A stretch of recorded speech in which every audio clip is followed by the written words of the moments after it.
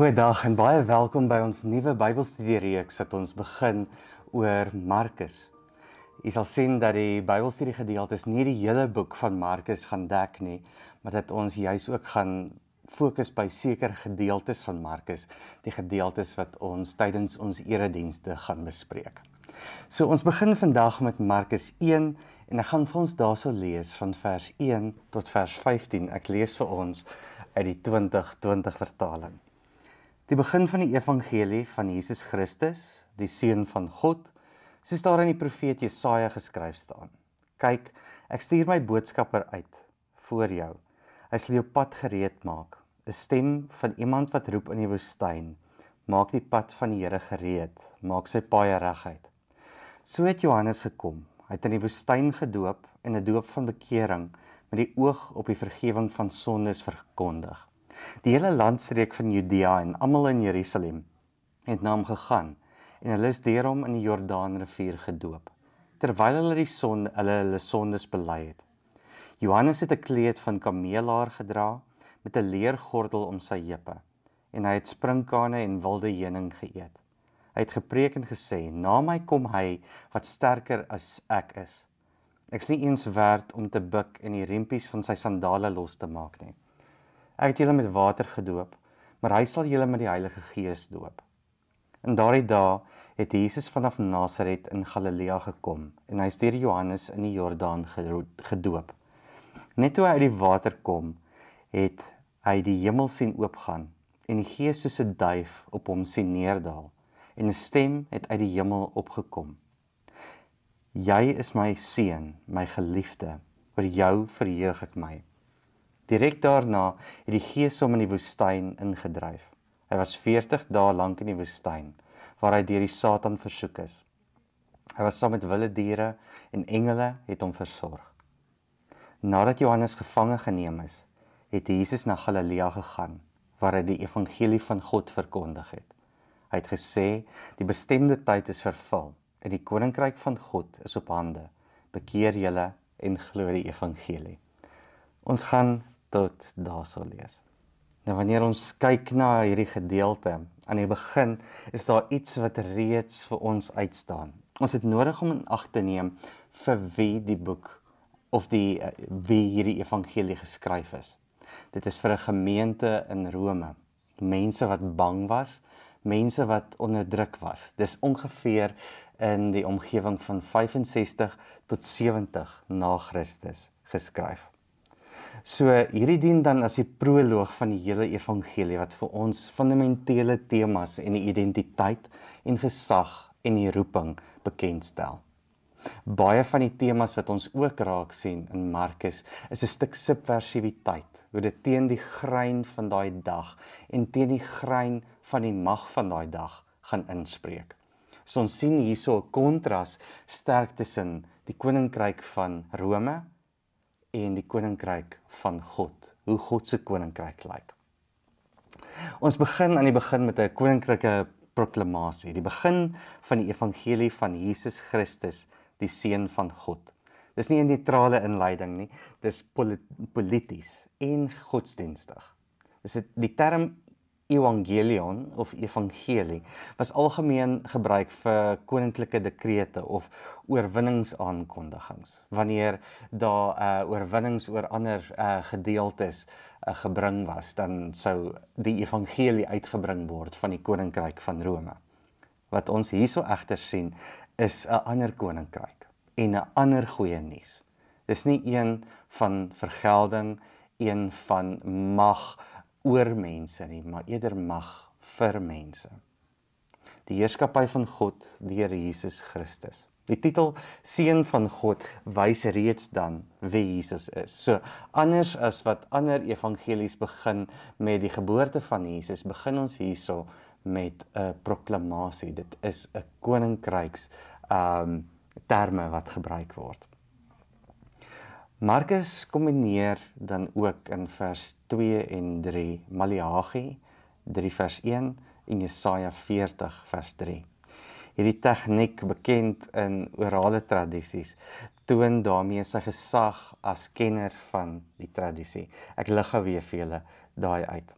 Soos daar in die profeet Jesaja geskryf staan, kyk, ek stuur my boodskapper voor jou uit, hy sal jou pad gereed maak. 'n Stem van iemand wat roep in die woestyn, maak die pad van die Here gereed, maak sy paaie reguit.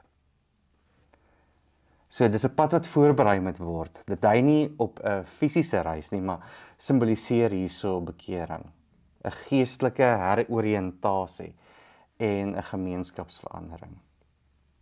Van Johannes wat in die wildernis sy boodskap verkondig, sien ons aan Johannes se kleding, aan sy dieet en sy ligging sterk verband met Elia. Dit dui op sy profetiese rol wat hy so speel. En die wildernis spreek vir ons iets van 'n liminale, so tussenin ruimte, iets van 'n oorgang wat hierso gaan gebeur. Buite die sosiale orde, buite die mag van die tempelstelsel, buite die mag van die koninkryk, waar alternatiewe 'n anderste identiteit gebore word. Sy doop roep mense tot bekering en simboliseer hoe hulle ingelei word in 'n nuwe sosiale en godsdienstige orde.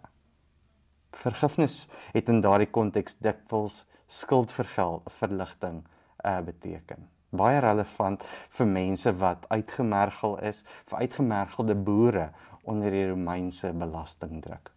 So dit kom simboliseer 'n nuwe manier van lewe, 'n nuwe manier van wees. Wanneer ons kyk na vers 9 tot 13, sien ons dat Jesus se doop, sy goddelike erkenning en sy versoeking 'n rol speel.